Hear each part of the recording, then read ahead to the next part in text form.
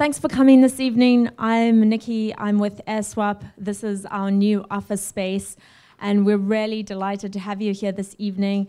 I want to start off by introducing you to Ashley Tyson, the amazing woman who has organized the meetup this evening. She is from Web3 Foundation, and I'm going to hand right over to her.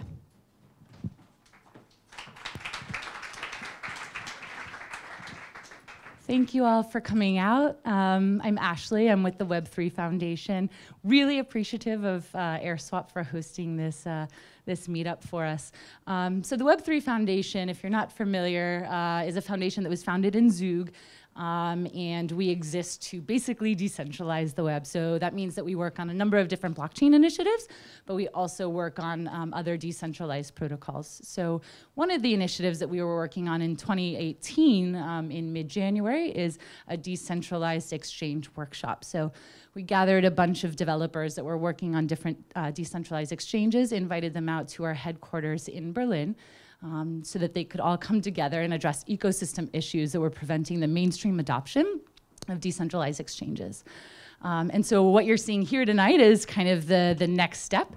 We had a meetup in Berlin in which all of those decentralized exchanges presented their projects, and we were lucky enough to have some of them join us from Berlin. So Herdius is in town from Berlin, and Airswap will be presenting, and Ron from Paradex will be presenting as well. So I don't want to take up too much time talking about decentralized exchanges because I would like to turn it right over to Deepa. Oh, sorry, I'm going to turn it over to Chris from CryptoNYC, who is also very helpful in collaborating this event, and then we'll turn it over to Deepa.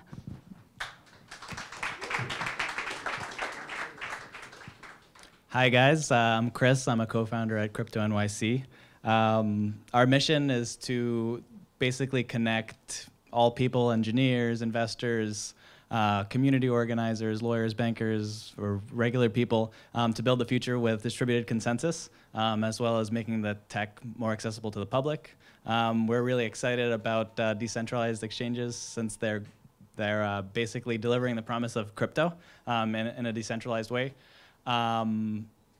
Would invite basically all of you guys to join some of our weekly events. Coming up on Thursday, we have our Hacker Thursdays where you guys can hang out and build cool stuff with us. On Tuesdays, we have lunches where we talk about all things crypto. And Wednesdays, we're starting up a white paper Wednesday. You can find out more about us on cryptonyc.org and shoot us an email if you're interested in in attending some of our events. Thanks, guys.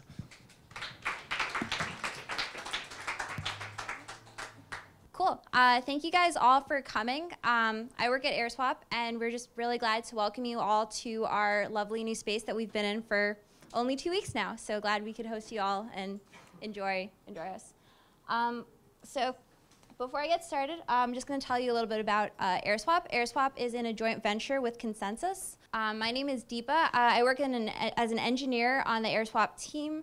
I have experience kind of building different trading platforms as well as analyzing financial markets. Also, our team in general just has a bunch of people who've had experiences in a variety of different industries. We have a co-founder, Don Mercedes, who has a lot of experience with building consumer-driven products, and then Michael Oved, the other co-founder, who has had about 7 years experience working at Virtu. And so both of them coming together, kind of they understand both the financial aspects of it as well as just building a really great consumer product that sets us up for just being a great team to kind of deliver what we said we'd do, which is a decentralized exchange. Before I start, I'm just going to tell you why decentralized exchanges, and why don't we want to use those traditional exchanges that are like Coinbase or Poloniex, which are more centralized. And so for one thing, Ethereum is decentralized. It is run a global computer, which is based on a set of different computers that are running that all kind of hold this value of the Ethereum blockchain, as well as you get the computing power with smart contracts. So with decentralizing exchanges, with centralized ones, you have the issue where if you were to put your assets or accounts into a single place, you don't actually retain control over those values. And so therefore, those centralized institutions have the ability to withhold or charge large arbitrary fees as they see fit. And so it's decentralized exchanges, we're not going to do that. We're going to let you have control with your own wallet of your assets, and when you choose to trade, you get to just swap with one other counterparty. The other thing that you get with decentralizing exchanges is that it's more borderless. You can just kind of join this liquidity pool of a bunch of different individuals who are willing to trade and transact different tokens. And it's from, you're going to hear tonight, right, different decentralized exchange situations, but we're going to just allow new economies to emerge from this. So what is Airswap? Airswap is a decentralized peer-to-peer exchange. What we try to offer is that we're going to be a little bit more secure, or we're more secure than centralized institutions in that there's no central point of failure, so we're not kind of liable to hacking. We're also globally accessible with Ethereum, meaning that anyone can participate.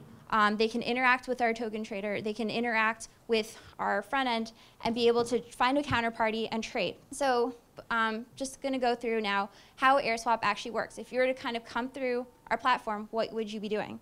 So the first step is that you're going to find your tokens. So this is the step where you're going to use the Airswap indexer service, which you're going to find counterparties to actually trade with.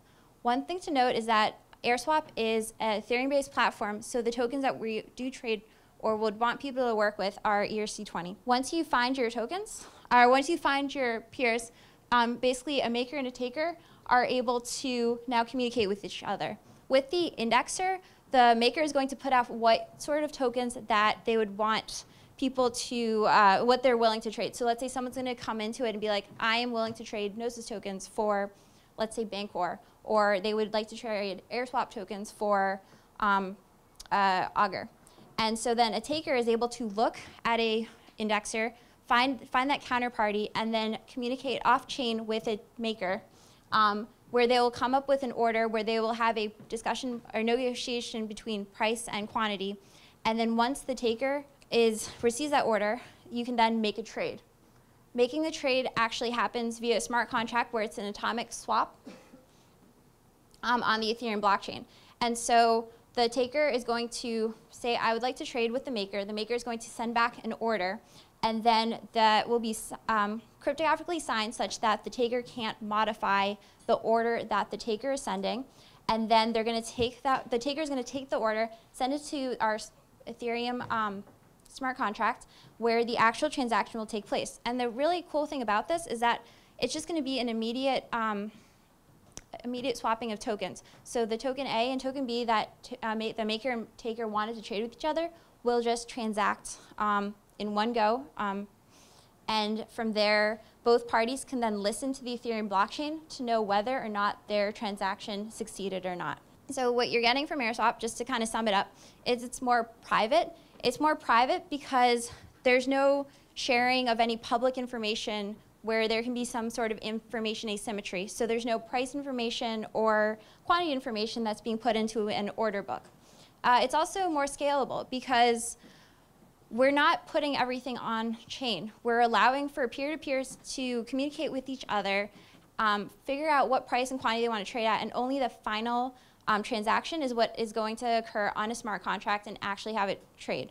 And it's also more fair because, again, there's less information being passed through the Ethereum blockchain, and therefore it's not liable to things like front running, where a miner could be privy to some more information than others just because of the purpose that they serve with the Ethereum blockchain, where they're able to receive information for what's going to go into a block before others. So this is just to summarize for why Airswap. You're going to get a global peer-to-peer trading network. So the orders are private between the two peers, and the one thing we're kind of playing to is that it's beneficial to market makers who are honestly at risk when they're trying to provide an order to a consumer or something. If they put out price information, that means that other people can maybe try to profit off of them faster. And this doesn't occur with us. There's also no real cost to update prices because the way the indexer is working is that you're finding a peer who knows that they want to trade two particular token pairs. Then you're going to do a negotiation between each other to figure out your price and quantity. And only then is the taker going to actually submit the transaction. So at that point, you have almost you have a lower chance that someone is going to renege on an order or want to cancel it because they've already kind of gone through several steps beforehand. And there's also no front running because the only information that gets put on a blockchain is when the actual exchange takes place. And also just with the ERC trading, so the reason for us doing only ERC20 trading is that our smart contract means that because all ERC20 tokens, which are a specific Ethereum smart contract set, all kind of use the same transfer function. It means that you're able to use a single smart contract to provide the same service of swapping between different tokens. And so now I'm going to talk about just a couple of instances where we've been able to utilize our smart contract.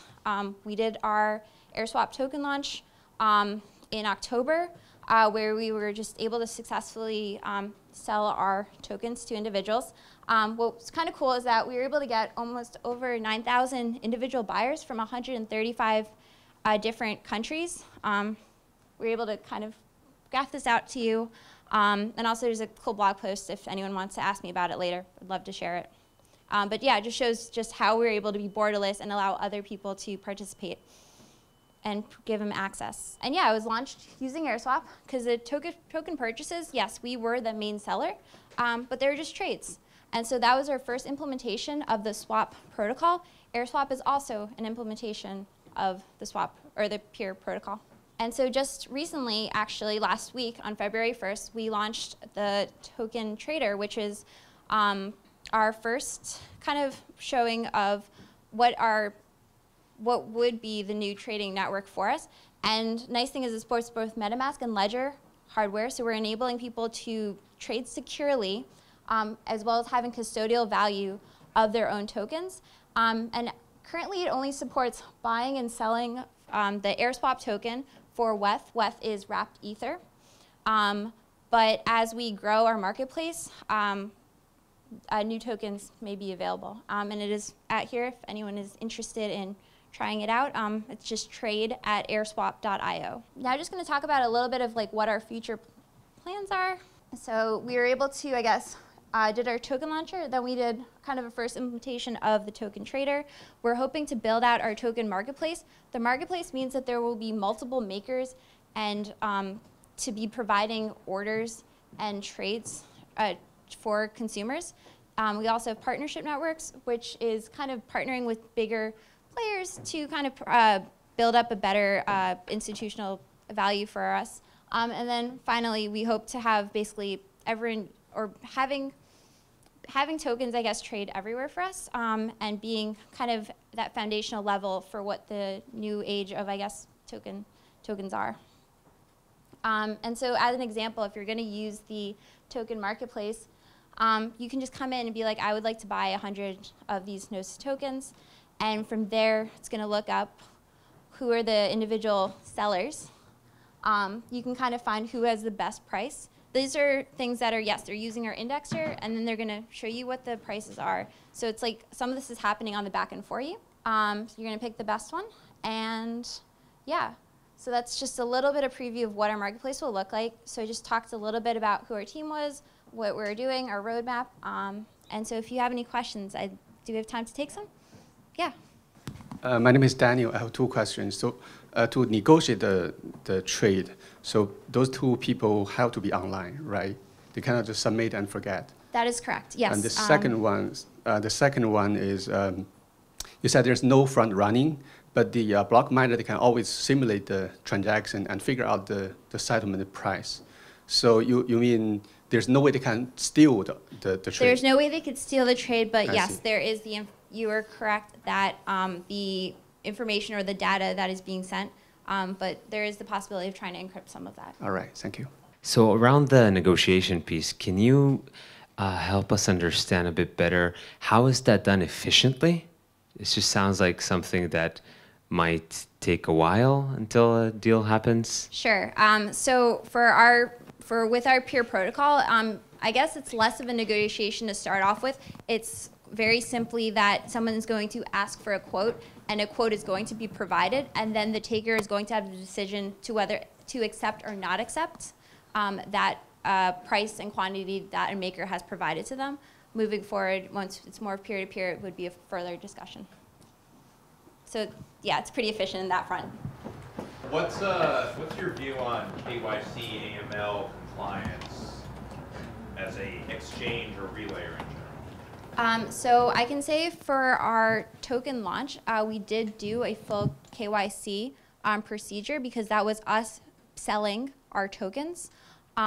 Moving forward, I think we'll just have to kind of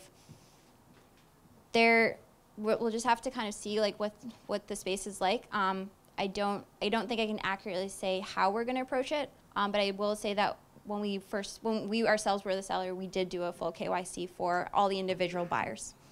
With the indexer, how is that architected? Is it also decentralized, or is it something you guys are just running on a server? Sure. So with our first, again, these are all first implementations as we're just trying to get a product to market, get people using it, get their feedback. But the indexer is, at this point in time, going to be centralized because it's just a board for people to list what tokens that they're trading and who someone should go contact once they know what they're trading. So it's just like hex addresses and more hex addresses because of what the tokens look like. Hey, so a decentralized exchange will, by definition, allow the operators to front run. So, number one, who are the operators? Number two, who can we sue when things go wrong? Hypothetically. Hypothetically. So again, not a lawyer, so I don't really want to give you any sort of advice on that front, nor am I a financial advisor, so I can't give you any advice on that front. But in terms of just using the peer protocol, there are opportunities, but we're trying to minimize as much as we can the risks that people are taking, and they would have to know that there are some risks involved for transacting with us. Okay, the question was, what are the fees? So at this point in time, the only fees that a taker is actually making right now is the transaction fees that are required to take a transaction on the Ethereum blockchain. There's nothing really built in to it. Makers, when they're feeding prices to the takers, may or may not build in some other pricing, but we don't have a fee structure built into our peer protocol or anything of that sort. So if a taker was to come in, says that I want to buy some let's say WETH, because that's the wrapped ether, but our marketplace would give them an opportunity to see who is selling. They would choose what seller they wanted to participate with, which would be the maker, and then it would be on the onus of the taker to actually submit the full order to the Ethereum blockchain, and they would have to pay that fee. But you have to pay to actually do the transaction of the swap with that one party, but they would not be paying for those 10 other people for getting the price information. Yeah, I mean, you talk about efficiency, right? In the regular exchange, okay, I could look at the order book, say, okay, I want to buy 100, I could look at the price point, okay? Then I say I buy this at this price. Oh, I could use a market buy. I buy all of them, okay? One shot. Very efficient. Here, you have different buyer, seller, okay? And this guy sell 5, that guy sell 10, okay? In order to get 100, I have to talk to 10 people. Right, so to answer your question in terms of, is this as efficient as what you would get in a traditional centralized order book? Maybe not, but at the same time, you're also doing a trade for assets that are, or for items that are maybe backed in different purposes. And so the way that those transactions actually take place do eventually have to take place on the Ethereum blockchain. So we're providing a way for that to occur. So yes, maybe not it's not as efficient as like what a centralized institution is doing, but there is less information being shared if you were to do a order book mechanism for us. So Airswap right now only supports ERC20 tokens, so only tokens that are derived on the Ethereum network are transactable for us for now. How does Airswap make money, and how is the Airswap token used? So for one, we are kind of providing the service, but at the same time, if we were to run our own, let's say, services or partnership networks where we would help build liquidity or providers, that's one way of making a profit. And then in terms of how is the Airswap token used, so when a maker or someone is going to participate with our indexer, they would actually have to hold the Airswap token as a way to show the maker's. It's yes, but it's not really. It's not being burned or anything. It's just they have to hold it for a certain period of time to show that they are willing to participate and be able to post into the indexer. I was just curious about like 0x. Do you guys view that protocol as like complementary to what you guys are doing, or are you guys like directly competing with each other? Okay. So I think both of us took very different approaches to how we saw a decentralized exchange actually taking place. Both of us did take the idea of doing taking off the work onto like an off-chain situation and then only doing the final swapping to be on-chain. So I think there is the opportunity though for different decentralized exchanges to realistically participate with each other. There's no like, you're not like trying to win each other because there is definitely enough people and there are enough participants in this market, and there are enough different types of traders that different decentralized exchanges can find their own niche markets. So I think with us in 0x, it's like we're complementary, I would say. Well, thank you guys. Hi everyone. Thank you for Airswap and Ashley from Web3 from organizing, and to all of you coming along. I know markets have been rough, but remember, you don't lose until you sell, so keep holding on. Yeah, so my name is Balazs Deme. I'm the founder and CEO of Berlin-based Herdius, and before we jump in, I quickly want to talk about the Web3 workshop we did last week, where Airswap participated as well, and likes like OX, OmniSeGo, Radar Relay, all the other DEXs came along to basically solve the issues that all of us face. Possibly the biggest one being scalability, liquidity, legal, front running, like you already asked, and basically what role do we play in a decentralized system, and how hands-on do you want to be with whitelisting different tokens, or what's basically the future for us working together on open source technology and really making Web3 happen. So I think there will be a really good post up by the Web3 soon, so you should definitely check that out. And I'll just straight jump in, and I'm happy also to talk about that later on. So we are building a decentralized exchange, but we call it financial infrastructure because technically it's a lot more, and there's going to be a slide where I explain basically of why it's not only a decentralized exchange and why we're different. So quickly jumping in, there's basically, these are the three main problems that I think blockchains and decentralized exchanges face today. The first one is that blockchains in themselves are not interoperable, and it's really hard to transfer assets inside or in between different chains as well as different data. So a lot of times you need something called bridges, which I met someone here who was working on them, or you need communication layers to be set up to basically transfer this data or the assets between the chains. And this is a really hard task because for each individual blockchain, you need a special bridge set up, and those introduce a lot of big issues. Another issue is most decentralized exchanges run on Ethereum, and thereby are limited in what can be traded on them. Smart contracts are great in nature, but it's also, if you use that as your underlying structure, you're really limited in the future of how you can pivot and replicate that same model to work with Bitcoin or to make it possible to trade other, let's say, Hashgraph or similar blockchains. And the other one is user experience. If you use Ether Delta, it's a horrible mess. And the more and more, we are working on cool tech, all of us, but the more and more tech we do, the more horrible user experience gets. So that's really important to kind of tackle that issue going forward. So what's really Herdius? Herdius is a decentralized exchange that's blockchain agnostic and basically allows you to transfer assets between an individual blockchain. We solve everything on the wallet private key level. So we use something called the distributed wallet network. So for this reason, when I came up with Herdius, I basically looked at what's something you have in common in any blockchain. and that's pretty much your private key. Your private key is your single access to all your assets, or even if you're sending a signed message or transmitting data, the private key is something you always have to use. So by solving everything on the private key level, you basically instantly enable cross-chain transactions to happen no matter what, without setting up any communication channel whatsoever. We also do our own blockchain, and for this particular reason, we are also kind of infinitely scalable, I like to call it.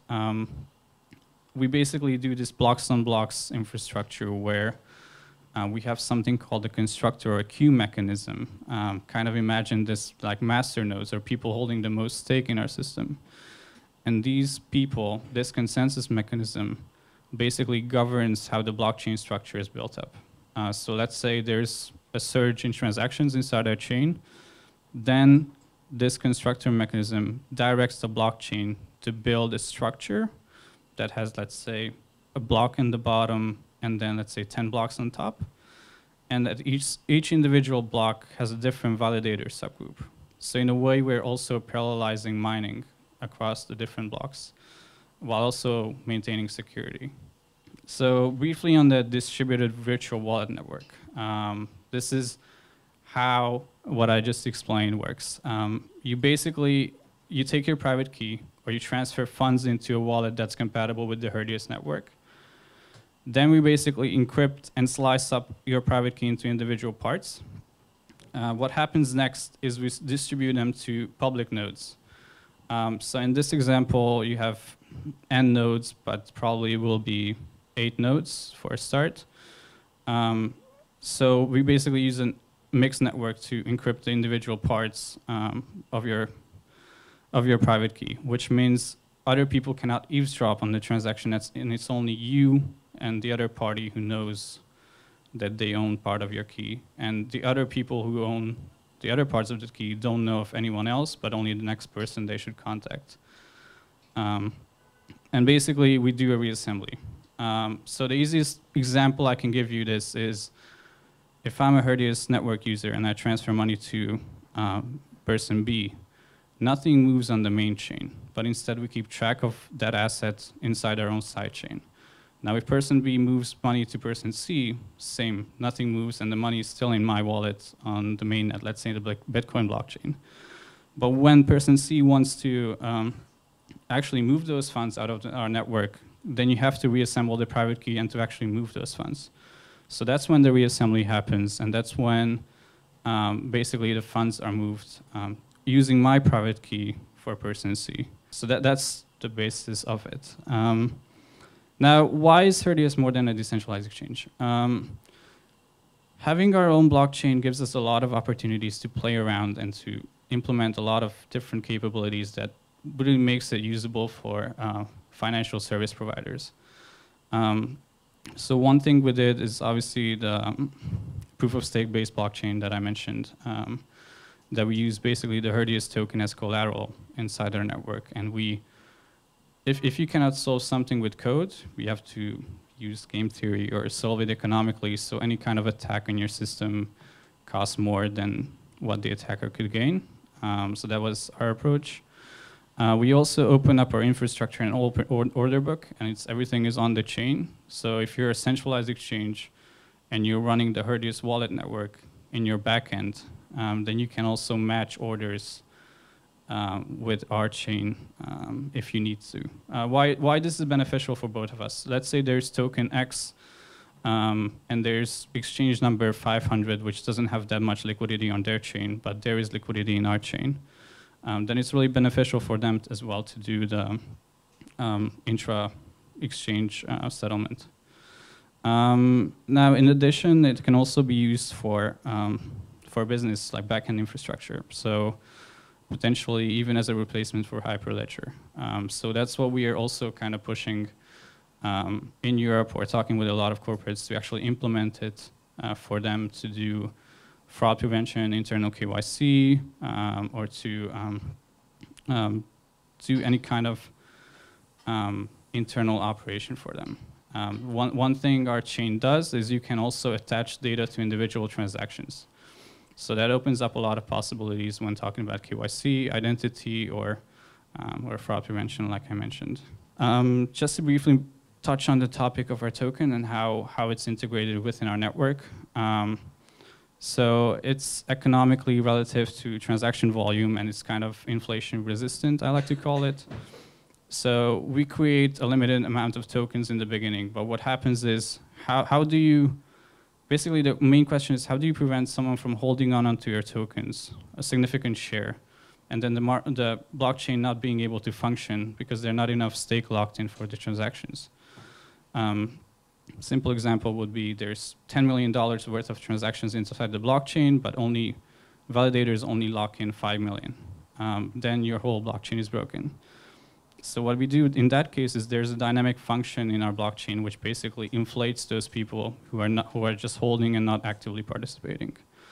That at the same time does not mean that if you are holding onto your token, then you need to participate. You can also lock it in, and then you basically, what you could do is lend out your stake to other miners. So you don't make that much fees, but you still earn some money for locking your funds in and not moving it. It's basically used as staking currency. So if you're a miner, or in our case, a validator, you put your Herdius tokens down as collateral. And in exchange for basically risking your tokens and then for doing the work of making sure people have the money that they are transferring to others, you earn transaction fees. And once again, as an example would be, I send someone $100, 3 validators each come in and they put down Herdius tokens worth $100. Consensus happens between them. If 2 people agree that the transaction is valid, then it goes to the blockchain, and we have something called supervisors who check their work. So if they cheated, then all their stake or collateral gets taken away. So this way, even if a transaction is fraudulent, or I guess the miners cheated, the user still gets their money because it's backed by the collateral. And obviously, owners will facilitate network governance, so we also want to put up different proposals so people can propose things we should look at or work on in the future, and we obviously take those into consideration. A good tip would be that right now we do not make any fees, or we do not plan to take any fees from the future network. And a good example would be, hey guys, what should we do about it, or what should we work on, which token should be implemented, and how does it work? So that's pretty much it. We are also doing an ICO in Germany. We actually were the first ones to go to the German regulator to get an approval for the ICO and for running a potential decentralized exchange. So that took us months of legal work starting from June up until basically second week of November. So it was a good roller coaster ride. So the ICO should happen probably end of next month, but follow us along, and yeah, thanks a lot.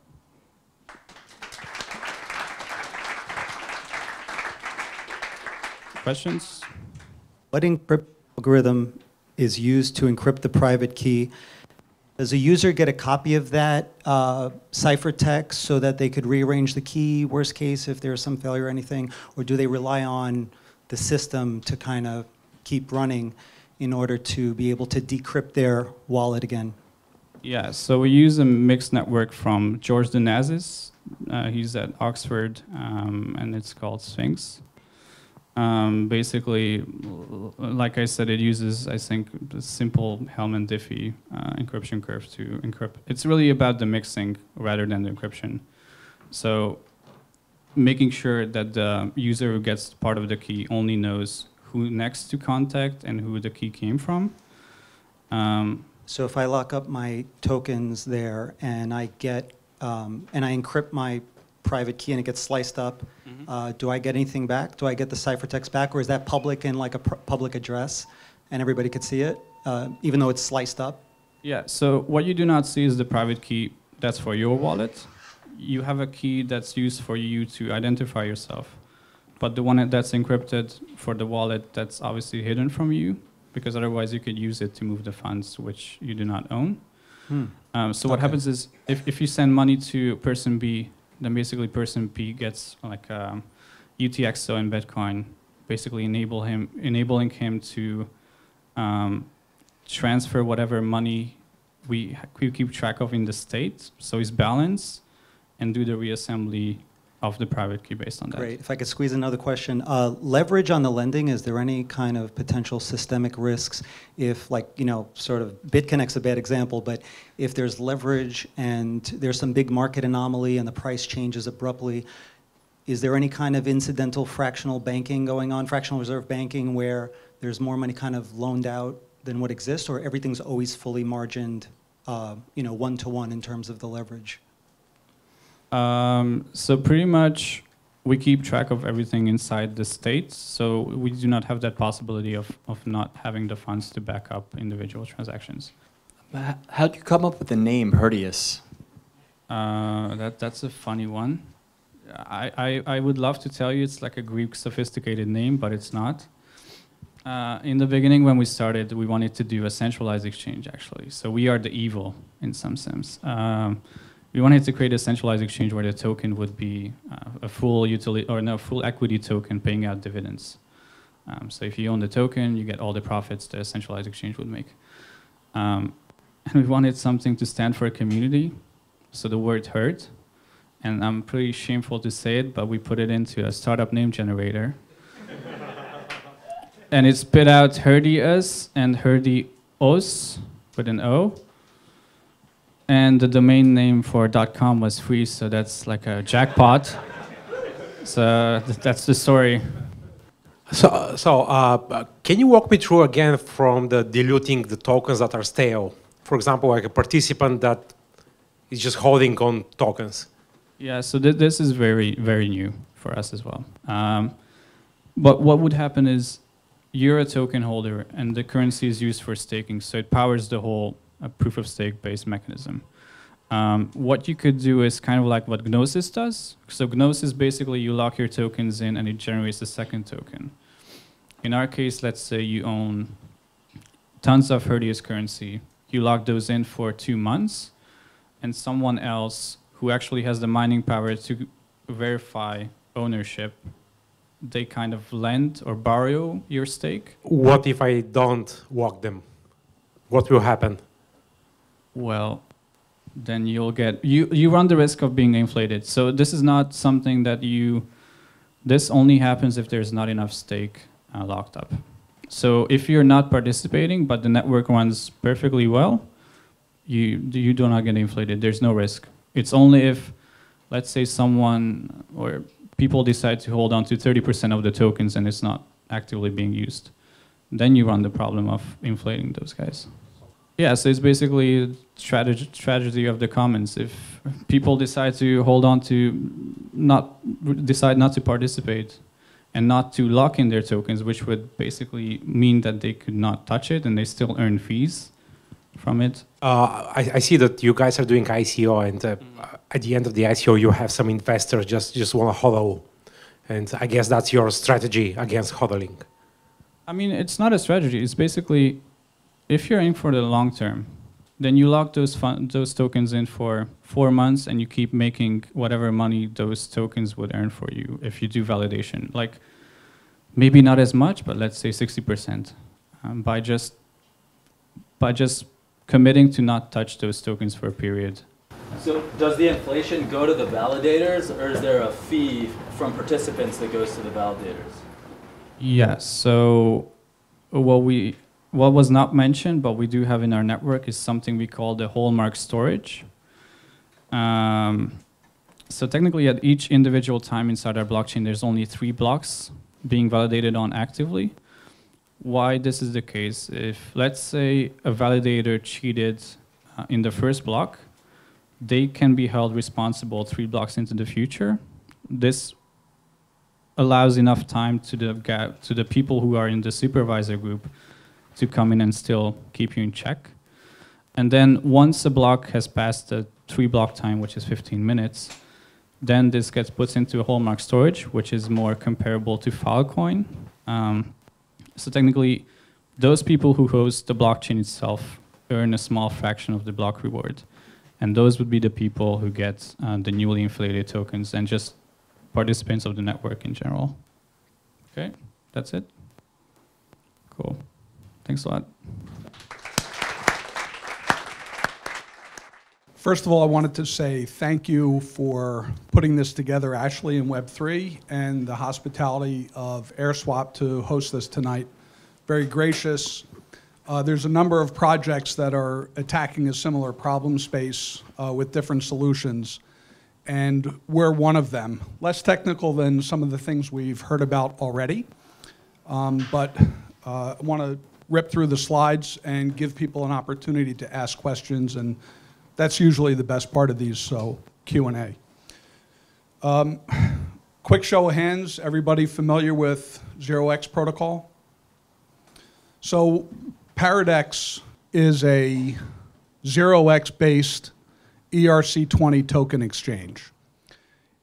It allows you to trade trustlessly with your own wallet in a decentralized fashion. And I wouldn't say we're decentralization maximalists. We looked at the problems and the potential solutions, and we realized that some things don't need to be decentralized to be super efficient. In this case, the trade matching engine was really good already off-chain, yet it's hard to beat the transparency and immutability of settlement on the blockchain, and that's the combination. This is the trading interface. This is at app.paradex.io. The site is now in public beta, and we have 7 assets available to trade listed under the market section. And what you see here is really a intuitive exchange layout. Order book on the right, order ticket on the left, your open orders and your filled orders, trade history, and then a price chart. And basically you interact with your own wallet, and the assets that you have show up in your balances, and you enter orders very much like a Poloniex or a Binance trading experience, but it's non-custodial. So we built our exchange on top of the OX protocol, but we're doing things a little bit differently than most of the other relayers that are building on top of OX. The solution that we were looking for is something that replicated a real trading experience. Other decentralized exchange efforts didn't quite have that snap and feel of a true trading exchange. And that's really what we wanted to replicate. How can we empower users to remain custodianship of their own assets, yet have a real trading experience?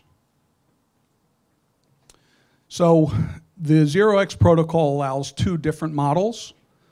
The first model is the open model, where makers create orders and leave them unsigned, and the first taker to accept that order and sign the order is the one that interacts with that order.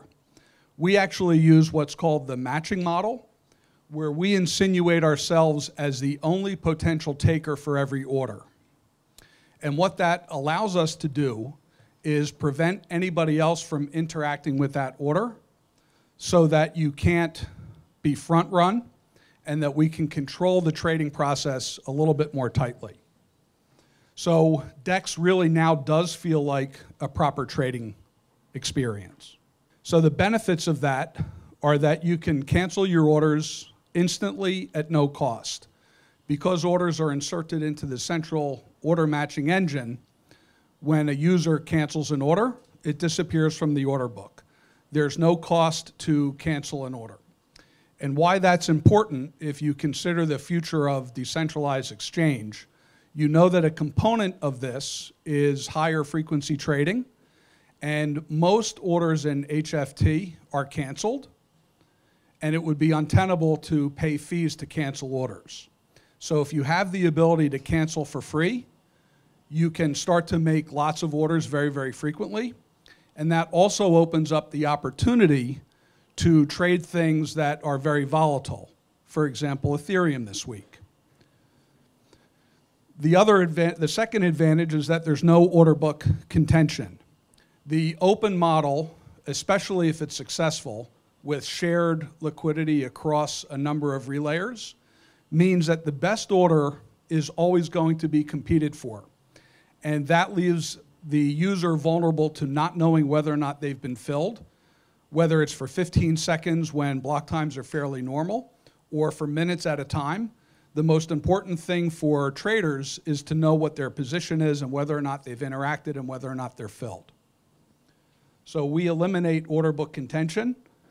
If you interact with the order, get submitted to the blockchain for settlement, and that's the end of the doubt. The other thing that's important is that there's no front running while your order is waiting to be mined. Nobody else is able to sign the order because Paradex is the only opposite signer, and therefore nobody else can front run the order. The other thing was very important to us was to maintain price time priority, which is ubiquitous in any trading exchange. So rather than executing a combination of orders serially, order by order, because we operate our own matching engine, we can aggregate all those orders as a proper limit order, see what the appropriate price is, and give the customer the best fill for that order. So if there's 10 offered at 30 and 32 and 34, and the user wants to pay up to 34, they buy all the contracts up to 34, and we issue them a best price adjustment to recognize the 30s and the 32s. And then the other thing which we think is important for onboarding and getting users familiar and accustomed to trading in a Poloniex or a Binance type experience is that the fees are payable in the native tokens that you're trading. So you don't need an extra token to interact with the tokens that you want to give and that you want to get. So all of those design decisions were meant to allow better control of the trading experience.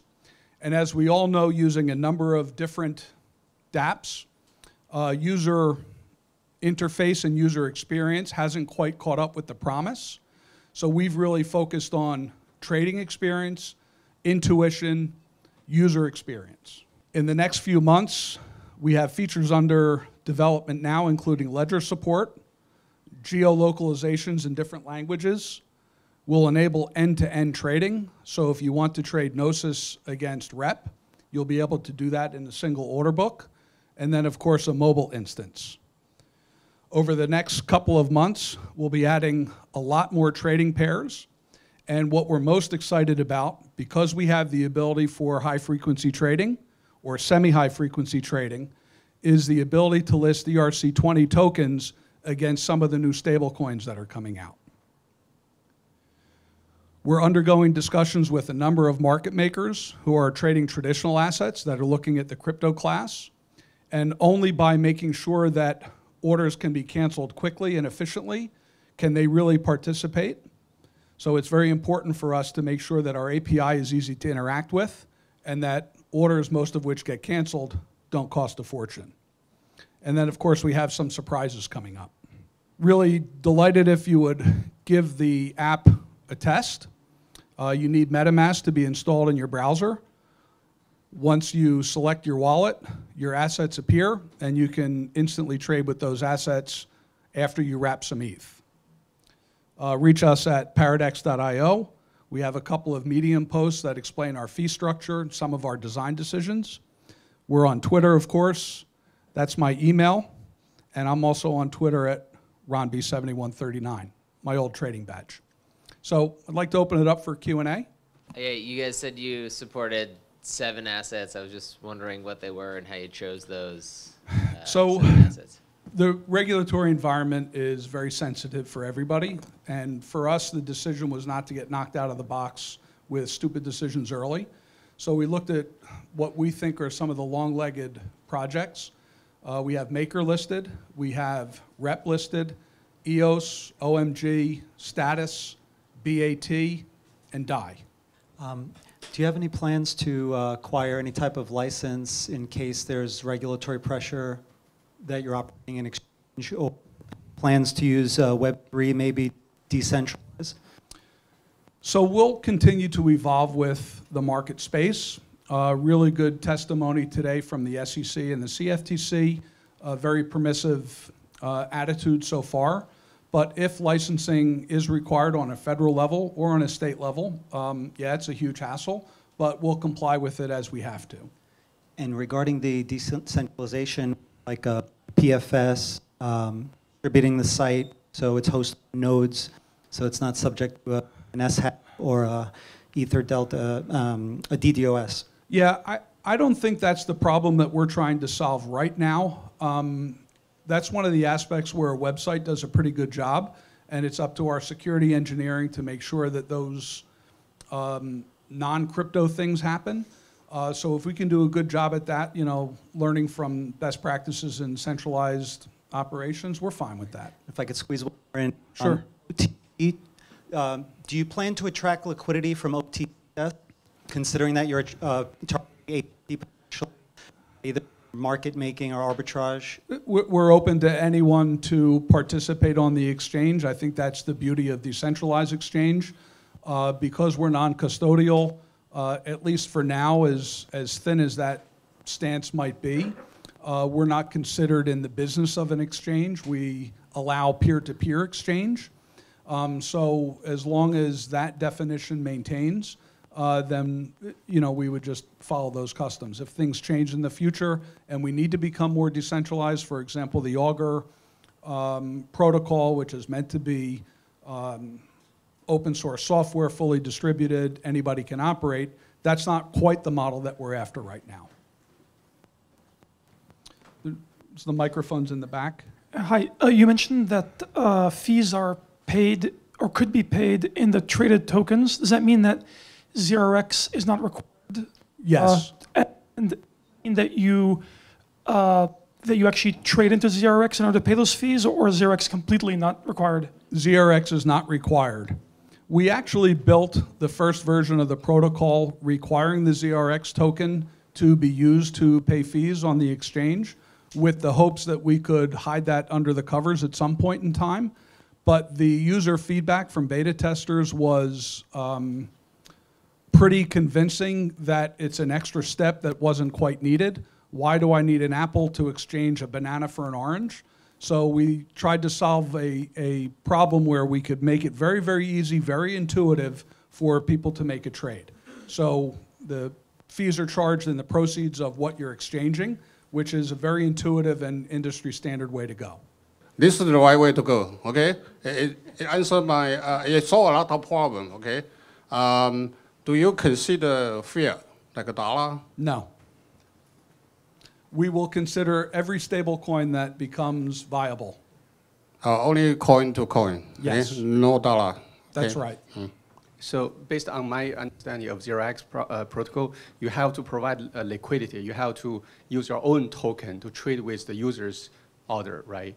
So all the users' order are maker orders, and you are going to take everyone. And then for each trade, actually, you create your two of your own order to match these one buy, one sell orders, right? Yes. And that means you have to have some token. We have to maintain an inventory in the quote currency because we can elect which one to transfer first, okay. Right? And yes, we do have to maintain an inventory of each quote token. I see. So for now, we can put a certain amount of tokens in the token collector, which is the middleman, which is the counterparty to every trade.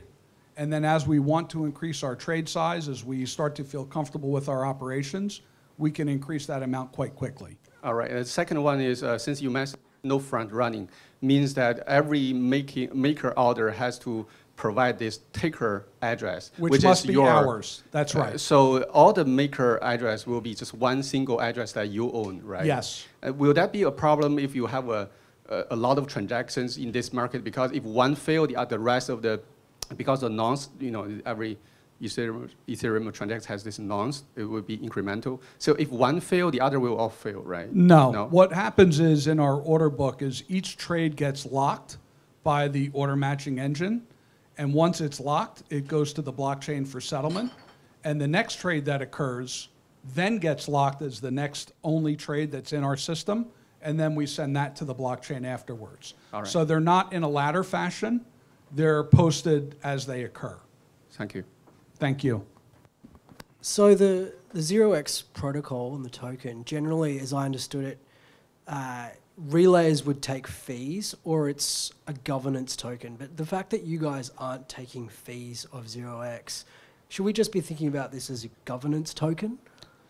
So, like, is this the future? If you guys are kind of going to set the standard and you believe that this to be the future, then presumably those two functions of the token, it's only going to be governance? Is that?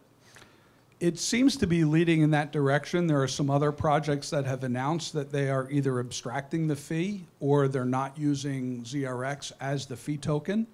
But the 0x team has an incredible history already of shipping software. Their product is very strong. It's not buggy. So we're hopeful that they can continue to innovate and add additional value into the token that's already very widely distributed.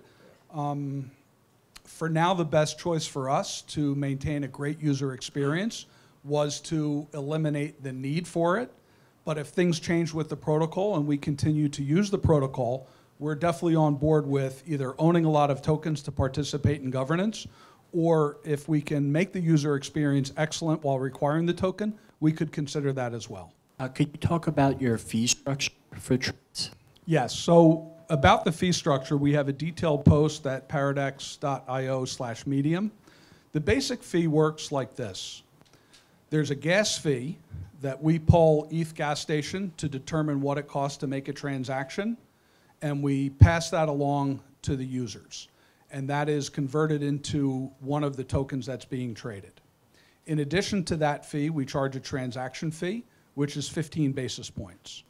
So you go to the order ticket, and under the fee section, if you hover over that, it'll expand to show you the transaction fee and the estimated gas fee, and you'll be able to see the fees. So the gas is what we're being charged, hopefully. You commit your order to the order book, and that's the fee that lives with your order, no matter when it's interacted with in the future. And then our revenue model is our transaction fee, which is 15 basis points. Thank you. Those are tokens that trade on other exchanges so that professional liquidity providers could ultimately provide some arbitrage. There are also tokens that seem to have long legs. They have a wide distribution of token holders. They seem to be projects that will be around for a long time and that have a pretty decent following and cohort group. So my question back to you would be, what is the value of being your own custodian of your funds? So when you submit your funds to Binance and they're not settling things on the blockchain, you don't have the transparency that we provide. So there's a value to that. It's hard to price, but there is a value to it. Do you perceive any risk in the requirement that you maintain inventories in the tokens that you offer? No. The reason why we don't have to maintain an inventory of all the tokens, we only have to maintain inventory of the base token, because we can always match that trade first and then swap the token that we received, and that can happen automatically in the batch fill. The other thing is there's not very many trades that, let's say, are 100 ETH. Most of them are 10, 15, 20. Actually, most of them are dust, like less than a half an ETH. So we feel we can provide the appropriate capital. If we have to put up a lot of capital in the quote token, I'd call that a good problem. Do you have any plans to support arbitrary token trading by address? It wouldn't be impossible for us to clone what we've already built and then add the functionality like EtherDelta has to nominate your own token address to be exchanged, but it's not our problem for today. If one transaction that we're the counterparty to between two opposite parties, if one fails, both fail. I don't know that term, but yeah. So how do you handle the spread? Like Coinbase, the spread only 1 cent. In Coinbase, the spread is only 1 cent. So you're talking about the amount of liquidity on the site? Yeah. Because the gas, right? Exactly. Yeah. So the very small orders are not economic because the gas fee can be higher than the actual value of the trade.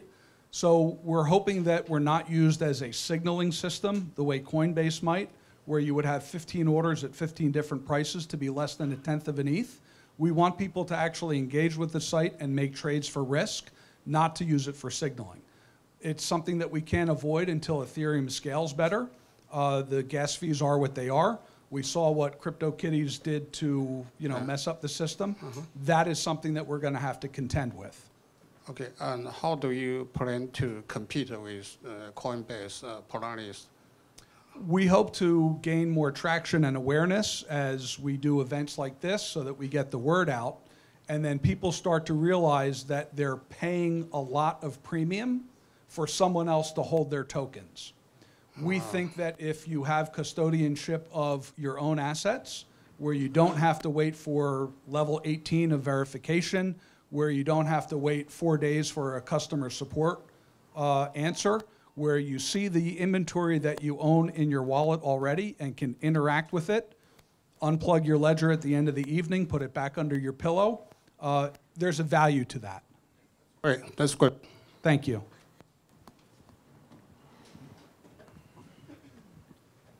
You gave an example of market order earlier, and price. Best price adjustment. Yeah, can you talk about that flow? Yeah, so on current decentralized exchanges, you have to interact with each order serially. So in the example that I gave, if there was an order existing to sell 10 at 30, 10 at 32, and then 10 at 34, the quote-unquote market order execution that happens on other exchanges is they first execute an order to buy 10 at 30, then they execute an order to buy 10 at 32, and then they execute an order to buy 10 at 34. We've condensed that flow into one order where we recognize that the buyer, in this case, is taking 30 off the books. They deserve a price of 10 at 30, 10 at 32, 10 at 34. When we send those trades to the blockchain, we know that they are interacting with the 30s and the 32s and the 34s. We calculate that, rebate that difference back to the user. That's called a best price adjustment. It has its own transaction ID. You can see it on Etherscan, has the exact details. Does that answer your question? Yeah, and does that happen in the same block as the trade? It doesn't happen in the same block. We have to recognize the trade settles first, and then once we recognize that it settles, it happens in the next block we can submit to. Are there, oh, Deepa.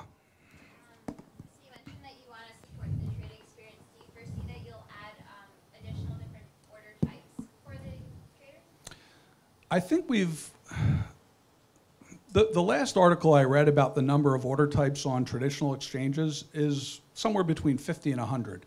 There's some ridiculous amount of order types. At the end of the day, I don't think they serve that much purpose except to allow some of the better capitalized firms to take advantage of some of the public order flow. I think a limit order and a market order are probably sufficient for 90% of the use case right now. It wouldn't be very difficult to use the 0x point-to-point protocol, which is their earliest protocol that they started with. There's also some interesting things that we can do with requests for quote and then satisfying orders from some type of messaging service. But we're focused on this as our MVP with the bells and whistles that we have scheduled coming up, and then we'll start to iterate. Thanks. Any other questions? Sure. KYC, AML, yay, nay. Not part of our story yet. We take the position for now that we're non-custodial, we're enabling peer-to-peer exchange, and on that basis, because it's a spot commodity, we don't have to perform KYC and AML. If conditions change, we'll do what we have to do. Thank you very much. Yeah. Ashley, you're Yeah. fantastic. Thank you everyone for coming. It's amazing that you came all the way from New Jersey. We've got another 20 minutes and there's pizza that was delivered. So we're hoping that you'll take this time to meet each other, to meet some of the presenters, ask questions. And thank you guys for coming out. Really appreciate it.